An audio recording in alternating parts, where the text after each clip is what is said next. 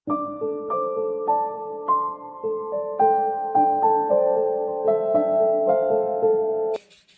મિત્રો, ફરીથી આપણે કોરોના જેવી મહામારીનો સામનો કરવો પડશે? તમારા મનમાં પણ આવા પ્રશ્નો થતા હશે, તો આ બધા જ પ્રશ્નોના જવાબ આપને મળી જશે. અમારા વિડીયોના અંત સુધી જોડાયેલા રહેજો.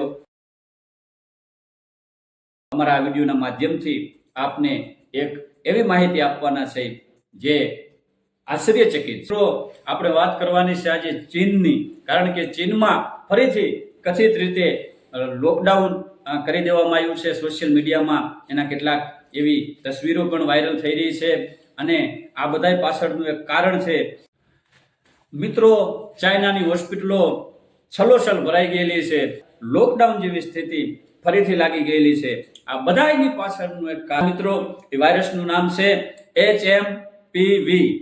તો મિત્રો, આ બધા વિષયની માહિતી અમારા વિડીયોમાં આપને અમે આપતા રહીશું. અમારા વિડીયોના અંત સુધી જોડાયેલા રહેજો, કારણ કે જો સાવધાની નહીં રાખીએ તો ફરીથી લોકડાઉન કોરોના વાયરસ વખતે જે આવ્યો હતો એવો જ ફરીથી આવી શકે છે. આ વાયરસ એ માત્ર ચાઇનામાં નહીં, માત્ર ઇન્ડિયામાં નહીં, પણ આખી દુનિયામાં ફેલાઈ શકે એટલો ભયંકર વાયરસ છે. મિત્રો, ખૂબ જ સાવધાની રાખવાની જરૂર છે, કારણ ચાઇનાની અંદર આ વાયરસ બહુ જ તીવ્ર ગતિથી ફેલાઈ રહ્યો છે. આ વાયરસની અંદર ગળામાં બળતરા થાય છે, ઉધરસ આવે છે અને માણસનું મૃત્યુ થાય છે. આવો ભયંકર વાયરસ જેના દુનિયામાં કેટલાક પોઝિટિવ કેસ નોંધાઈ ચૂક્યા છે. ઇન્ડિયામાં પણ કદાચ 1-2 કેસ આવી ચૂક્યા છે. એટલે સાવધાન રહેવાની જરૂર છે. સાવધાન રહો, સુરક્ષિત રહો. આ વાયરસના પ્રાથમિક લક્ષણો જોઈ તો નાના બાળકને અને વૃદ્ધ માણસોમાં વધારે સંક્રમિત થાય છે. એટલે સાવચેત રહેવાની જરૂર છે. આ પ્રકારના કોઈ પણ લક્ષણો જણાય તો તરત એનો રિપોર્ટ કરાવી એની દવા કરાવજો. સાવધાન રહેજો.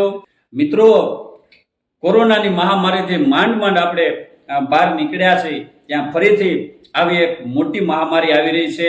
એટલે સાવધાન રહેજો, કારણ કે દુનિયાનો અંત નજીક હોય એવું હવે દેખાઈ રહ્યું છે.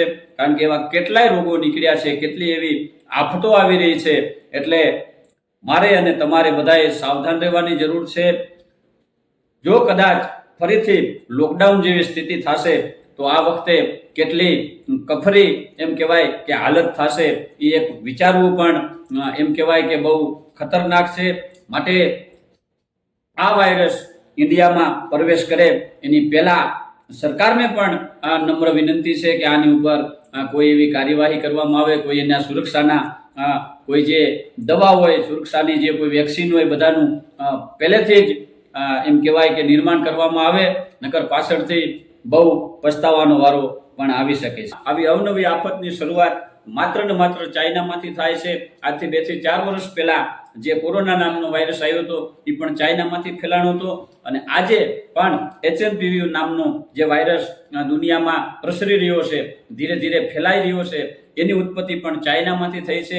એટલે ચાઇનાની કોઈ પણ વસ્તુ હોય, ચાઇનાની સાથે જોડાયેલા કોઈ પણ બિઝનેસ હોય, બધામાં આપણે એમ કહેવાય કે લગામ રાખવાની જરૂર છે. ચાઇનાની કોઈ પણ આઈટમ, ચાઇનાની કોઈ પણ વસ્તુ ઇન્ડિયામાં આવે તો એની ઉપર રોક લગાવવાની જરૂર છે, કારણ કે એની સાથે સાથે આવા અવનવા વાયરસો ઇન્ડિયામાં પ્રવેશે છે અને એમની એક ભૂલનું પરિણામ આખી દુનિયાને ભોગવવું પડે છે. એટલે ચાઇનાનો બહિષ્કાર કરવામાં જ આખા વિશ્વની ભલાઈ છે. તો આપને અમારો વિડીયો કેવો લાગ્યો? તમારા પ્રતિભાવો અમારા કોમેન્ટ બોક્સમાં જણાવજો. અમારા વિડીયોને લાઈક કરજો, શેર કરજો અને નવીન મિત્રો જે અમારી ચેનલને સબસ્ક્રાઇબ ન કરી હોય એ અમારી ચેનલને સબસ્ક્રાઇબ કરી લેજો. ફરીથી મળશું આવા જ કોઈક અવનવા વિડીયો સાથે.